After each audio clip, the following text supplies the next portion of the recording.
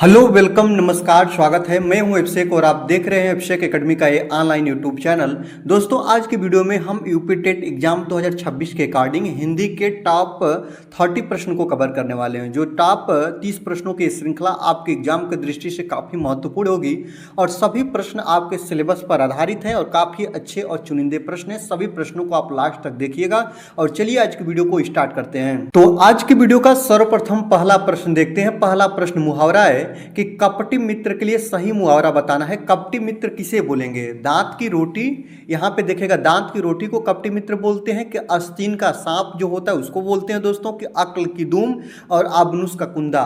प्रत्येक ऑप्शन को 1 बाय 1 करके देखेंगे और मुहावरा हर साल बनता है। सिलेबस पर आपके सिलेबस में मुहावरा टॉपिक है।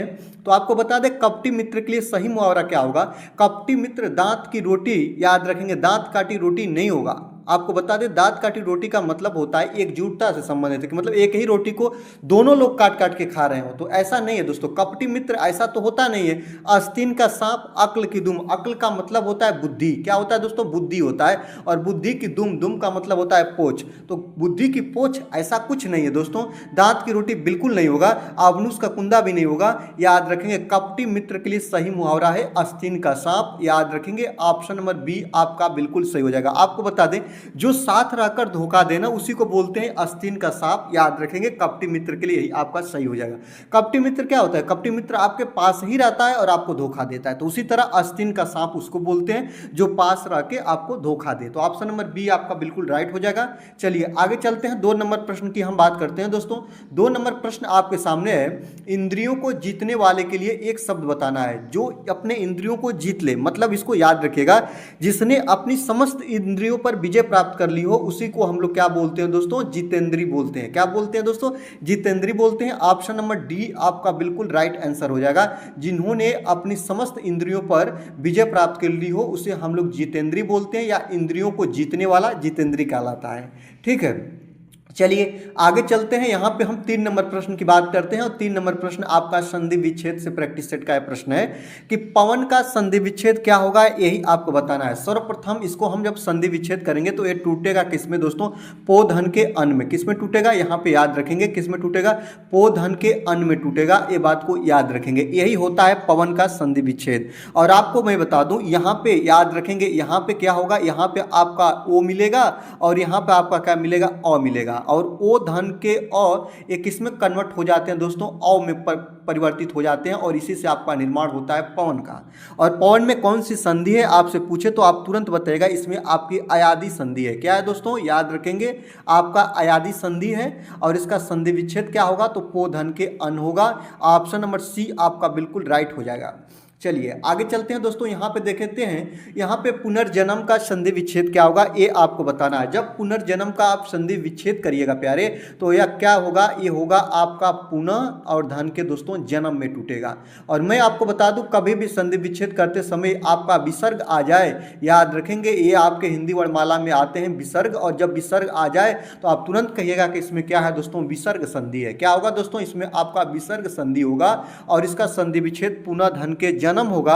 और आपको मैं बता दूं जहां कहीं भी आपके विसर्ग आ जाए, इनका जो याद रखेंगे इनका हम किस रूप में परिवर्तन देखते हैं? तो इसका हम परिवर्तन र में देखते हैं। किसमें दोस्तों? याद रखेंगे, अगर आप नहीं जानते हैं तो जान जाइए, विसर्ग को हम र के भाव में निकालते हैं, या विसर्ग जहां होते हैं वहां उच्चारण हम र से करते हैं। तो यही आपका पुनर्जन्म हो जाता है। विसर्ग संधि है और पुनः धन के जन्म में टूटेगा। ऑप्शन नंबर सी आपका बिल्कुल राइट आंसर हो जाएगा। इसको आप लोग याद रखिएगा। चलिए आगे चलते हैं। इत्यादि शब्द में कौन सी संधि है ये आपको बताना है दोस्तों। याद रखेंगे जो आपके इत्यादि है ना, जब इसको आप संधि विच्छेद करिएगा तो ये किस में टूटेगा? ये टूटेगा प्यारे आपका इति धन के आदि में। किस में प्यारे टूटेगा? इति धन के आदि में टूटेगा। आप इसको याद रखेंगे। और इति से यहाँ से छोटी ई मिलता है और यहाँ से आपका क्या मिलता है दोस्तों? आ मिलता है। तो ई धन आ बराबर ये दोनों किस में कन्वर्ट हो जाते हैं? तो याद रखेंगे, आपको मैं बता दूं यड़ संधि के रूल के अनुसार यार ए आपके या में परिवर्तित हो जाते हैं और इस तरह आपका इसमें क्या हो जाता है, यड़ संधि हो जाती है। क्या कौन सी संधि होती है दोस्तों, यड़ संधि होती है। ऑप्शन नंबर ए आपका बिल्कुल राइट आंसर हो जाएगा, इसको आप लोग याद रखेंगे। चलिए अब आगे हम कुछ और भी टॉपिक को कवर करते हैं। नाक रगड़ना का अर्थ क्या होता है। नाक रगड़ना जो मुहावरा होता है ना, याद रखेंगे, नाक रगड़ना, इसका अर्थ क्या होगा, नाक में चोट लगना, बिल्कुल नहीं दोस्तों, इज्जत देना, दीनता पूर्वक प्रार्थना करना, चापलूसी करना। चापलूसी, नाक रगड़ना, नाक रगड़ना आप लोग देखते हैं ना कि इसको हम जब ऐसे चीज़ों पर लिखते हैं तो वाक्य का प्रयोग करते हैं तो ये मिलता है कि जब कोई व्यक्ति मजबूरी या विनती करता है या मजबूरी में रहता है तब इस मुहावरे का हम प्रयोग करते हैं कि नाक रगड़ना, ठीक ना, दीनता पूर्वक प्रार्थना करना, ठीक ना। तो ये नाक रगड़ने का मतलब क्या होगा, दीनता पूर्वक प्रार्थना करना। ऑप्शन नंबर सी आपका बिल्कुल राइट आंसर हो जाएगा, ठीक है। चलिए आगे देखते हैं, 7 नंबर प्रश्न की हम बात करते हैं कि उन्मूलन का विलोम क्या है, ये आपको बताना है दोस्तों। तो याद रखेंगे जो उन्मूलन का विलोम क्या होता है, उत्थान होता है कि उत्कर्ष होता है कि रोपण होता है कि अवनति होता है, क्या होता है आपको बता दूं। उन्मूलन का अर्थ होता है जड़ से उखाड़ना, क्या होता है दोस्तों, जड़ से उखाड़ना। और रोपण का अर्थ होता है लगाना। उन्मूलन का मतलब होता है नष्ट होना, हानि के भाव में इसको लेते हैं दोस्तों। और याद रखेंगे रोपण जो होता है पुनः उसको उगाना के भाव में लेते हैं। तो उन्मूलन का क्या होगा, तो याद रखेंगे रोपण होगा। ऑप्शन नंबर सी आपका बिल्कुल राइट हो जाएगा। चलिए आगे चलते हैं दोस्तों, यहाँ पे हम 8 नंबर प्रश्न की बात करते हैं। 8 नंबर प्रश्न ये कह रहा है कि महावीर प्रसाद द्विवेदी ने आदिकाल को क्या संज्ञा दी थी, ये आपको बताना है। तो महावीर प्रसाद द्विवेदी ने आदिकाल को बीज वपन काल कहा था। बहुत इंपॉर्टेंट है, बहुत जगह ये चीज़ें पूछ ली जाती है, तो मैंने सोचा इस प्रश्न को भी आपके सामने लेकर आऊँ। तो याद रखेंगे महादेवी प्रसाद द्विवेदी ने आदिकाल को बीज वपन काल कहा। और उसी तरह आपको एक बात और बता दें, रामचंद्र शुक्ल ने इसे बिरगाथा काल कहा। याद रखेंगे, मैं आपको बता दूं कि रामचंद्र शुक्ल जी ने इस काल को क्या कहा, तो रामचंद्र शुक्ल ने इस काल को वीरगाथा काल कहा। क्या कहा दोस्तों, तो याद रखेंगे वीरगाथा काल कहा था। ये बात आपके लिए बहुत इंपॉर्टेंट है, ठीक है। अगर वीडियो अच्छी लग रही है ना दोस्तों, तो आपसे एक छोटा विनम्र निवेदन है कि वीडियो को लाइक करिएगा। चैनल पर अभी तक आप नए हैं, चैनल को आपने सब्सक्राइब नहीं कर रखा है, तो याद रखेंगे चैनल को सब्सक्राइब कर लेंगे, जिससे कोई भी वीडियो की नोटिफिकेशन आपसे मिस ना हो, कोई भी वीडियो मिस ना हो। चलिए आगे चलते हैं, आगे देखते हैं 9 नंबर प्रश्न की हम बात करते हैं। 9 नंबर प्रश्न एक आ रहा है दोस्तों, अति सुदो बेह को मारंग है, किसकी पक्ति है, ये आपको बताना है दोस्तों। तो याद रखेंगे अति सुदो सने को मारंग है, यह जो पक्ति है ना दोस्तों, याद रखेंगे यह पक्ति आपकी घनानंद जी की है। घनानंद जी जो थे वह रीति मुक्त काव्यधारा के प्रमुख कवि थे। तो याद रखेंगे किनकी है दोस्तों, तो ये घनानंद जी की पक्ति है। ऑप्शन नंबर डी आपका बिल्कुल सही हो जाएगा। चलिए आगे देखते हैं, 10 नंबर की बात करते हैं। कालिंदी का प्रवर्ची शब्द क्या होगा, तो जो कालिंदी है ना, कालिंदी याद रखेंगे सरस्वती का प्रवर्ची है कि लक्ष्मी का कि गंगा का कि यमुना का, आपको बताना है। तो आपको मैं बता दूं, जो कालिंदी है ना, यमुना को सूर्यपुत्री और कालिंदी भी कहा जाता है, बात को याद रखेंगे। यमुना को क्या बोला जाता है, यमुना को सूर्यपुत्री के नाम से भी, और याद रखेंगे कालिंदी के भी नाम से हम लोग जानते हैं। तो किसका होगा दोस्तों, ऑप्शन नंबर डी आपका बिल्कुल राइट हो जाएगा, इसको आप लोग याद रखिएगा। चलिए 11 नंबर हम प्रश्न की बात करते हैं। 11 नंबर प्रश्न एक आ रहा है कि आधुनिक हिंदी साहित्य की पहली आत्मकथा के लेखक कौन माने जाते हैं। तो आधुनिक हिंदी साहित्य की पहली आत्मकथा के लेखक के बारे में कहा है दोस्तों 11 नंबर प्रश्न की। तो याद रखेंगे बाबू श्याम सुंदर दास को बोलते हैं। किनको दोस्तों, बाबू श्याम सुंदर दास जी को कहते हैं। ऑप्शन नंबर ए आपका बिल्कुल सही हो जाएगा। और इनकी आत्मकथा क्या थी दोस्तों, याद रखेंगे उनकी आत्मकथा का नाम था मेरी आत्मा कहानी। याद रखेंगे मेरी आत्म कहानी, आत्मा कहानी नहीं, मेरी आत्म कहानी, ये बात को याद रखेंगे। इनकी जो क्या नाम है दोस्तों, आत्मकथा है मेरी आत्म कहानी। मेरी आत्म कहानी किनकी है दोस्तों, तो ये बाबू श्याम सुंदर दास की है। और यही आधुनिक हिंदी साहित्य की पहली आत्मकथा के लेखक माने जाते हैं। ऑप्शन नंबर ये आपका सही हो जाएगा। चलिए आगे देखते हैं, कार्य के प्रारंभ में ही विघ्न पड़ना किस मुहावरे का अर्थ है। आपको देखेगा सर्वप्रथम जब भी मुहावरा पूछे तो उसके औपचारिक अर्थ की तरफ आप डिनोट करेगा, आप जाइएगा कि इसके औपचारिक अर्थ क्या होंगे।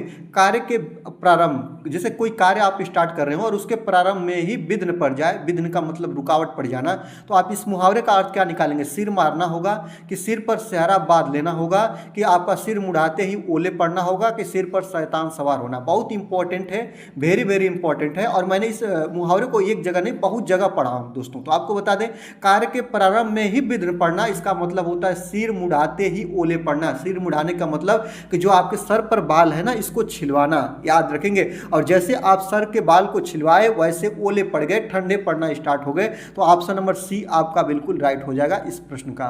चलिए आगे चलते हैं। यहाँ पे हम बात करेंगे 13 नंबर प्रश्न की। 13 नंबर प्रश्न एक आ रहा है कि किस कवि को कवियों का कवि कहा जाता है, यही आपको बताना होगा दोस्तों। तो याद रखेंगे धर्मवीर भारती को, शमशेर बहादुर सिंह को, रघुवीर सहाय को और सर्वेश्वर दयाल सक्सेना को। किनको कहा जाता है? तो कवियों का कवि। याद रखेंगे, आपको बता दें शमशेर बहादुर सिंह को क्या बोला जाता है दोस्तों? कवियों का कवि कहा जाता है। उनकी विशिष्ट काव्य शैली के कारण उन्हें ये उपाधि दी गई थी। किनको दोस्तों? शमशेर बहादुर सिंह को। याद रखेंगे, ऑप्शन नंबर बी आपका बिल्कुल सही हो जाएगा। ये विशिष्ट काव्य शैली के ये प्रवर्तक माने जाते हैं, तो ऑप्शन नंबर बी आपके राइट हो जाएगा। चलिए अगला प्रश्न हम देखते हैं दोस्तों। अगला प्रश्न है कि दशरथ सूत तिहु लोक बखाना, राम नाम का मरम है आना, किस रचनाकार की पंक्ति है? आपको मैं बता दूं कि यह पंक्ति है दोस्तों, ये कबीरदास की है, जो निर्गुण राम की व्याख्या करते हैं। कि इनकी है दोस्तों? कबीरदास की। ऑप्शन नंबर बी आपका बिल्कुल राइट हो जाएगा। आगे देखते हैं हिंदी का पहला पत्र कौन है। याद रखेंगे हिंदी का जो पहला पत्र है ना 1826 में प्रकाशित हुआ था। कहाँ से दोस्तों? कोलकाता से। याद रखेंगे 1826 में प्रकाशित हुआ था कोलकाता से। और इस पत्र का नाम क्या है दोस्तों? उदंत मार्दंड। याद रखेंगे, ऑप्शन नंबर ए आपका बिल्कुल राइट हो जाएगा। इसको आप लोग याद रखेंगे। चलिए आगे चलते हैं दोस्तों। अगला देखते हैं 16 नंबर प्रश्न। चिंतामणि किसका निबंध संग्रह है? याद रखेंगे चिंतामणि किसका निबंध संग्रह है? बिल्कुल चर्चाओं में रहता है, बहुत बार ये प्रश्न बना है, एक बार नहीं बहुत बार, बिल्कुल चर्चाओं में रहता है। और ये एक प्रभावशाली निबंध संग्रह उनमें से एक है। और किनका है दोस्तों? तो ये रामचंद्र शुक्ल जी का है। किनका दोस्तों? आचार्य रामचंद्र शुक्ल जी का यह निबंध है। ऑप्शन नंबर सी आपका बिल्कुल राइट हो जाएगा। आगे देखते हैं 17 नंबर प्रश्न की बात करते हैं। 17 नंबर प्रश्न ये कह रहा है दोस्तों, काशी नागरी प्रचारणी सभा की स्थापना किस वर्ष की गई थी? आपको बता दें, चलिए आप डेट भी बताइएगा और ये भी बताइएगा कि किन्होंने की थी। तो याद रखेंगे, तो जो काशी नागरी प्रचारणी सभा की स्थापना की बात करें दोस्तों, तो 1893 में। कब दोस्तों? 1893 में। किनके द्वारा की गई थी? तो बाबू श्यामदास और उनके साथियों के द्वारा। याद रखेंगे किनके द्वारा की गई थी दोस्तों? तो बाबू श्यामदास। याद रखिएगा, श्यामदास एवं उनके साथी जो थे उनके द्वारा यह काशी नागरी प्रचारणी सभा की स्थापना 1893 में की गई थी। ऑप्शन नंबर ए आपका सही हो जाएगा। चलिए आगे चलते हैं दोस्तों। यहाँ पे देखते हैं प्रेम सागर किसकी रचना है, ये आपको बताना है। प्रेम सागर किसकी रचना है? तो यह खड़ी बोली गद्य का प्रारंभिक महत्वपूर्ण रचना है, खड़ी बोली में की गई है। तो प्रेम सागर किसकी है दोस्तों? ये आपको बताना है। तो याद रखिएगा मुंशी सदा सुखलाल की है, सदल मिश्र की है, लल्लू लाल जी की है, कि राम प्रसाद निरंजनी जी की है। किनकी है दोस्तों? तो आपको बता दें लल्लू लाल जी की रचना है। याद रखेंगे Prem Sagar. Option number C आपका बिल्कुल सही हो जाएगा। जितने प्रश्न हैं काफ़ी अच्छे और चुनिंदे प्रश्न हैं। सभी प्रश्नों को आप पढ़िएगा, क्योंकि प्रीवियस ईयर में भी प्रश्न बने हैं। और याद रखेंगे, और कंपटीशन के एग्जाम में हिंदी से ये प्रश्न या हिंदी गद्य से ये प्रश्न बहुत ज़्यादा बन रहे हैं, चर्चाओं में रह रहे हैं। तो आपके सामने इस प्रश्नों को लेकर आए हैं, क्योंकि यही प्रश्न आपके एग्जाम में आपको अच्छा से अच्छा अंक स्कोर कराएंगे। व्युत्पत्ति के आधार पर याद रखेंगे दोस्तों, यहाँ पे बताना है व्युत्पत्ति के आधार पर संज्ञा के कितने भेद होते हैं। याद रखेंगे भेद होते हैं, ये आपका भेद है। और ये दोस्तों याद रखेगा संज्ञा है।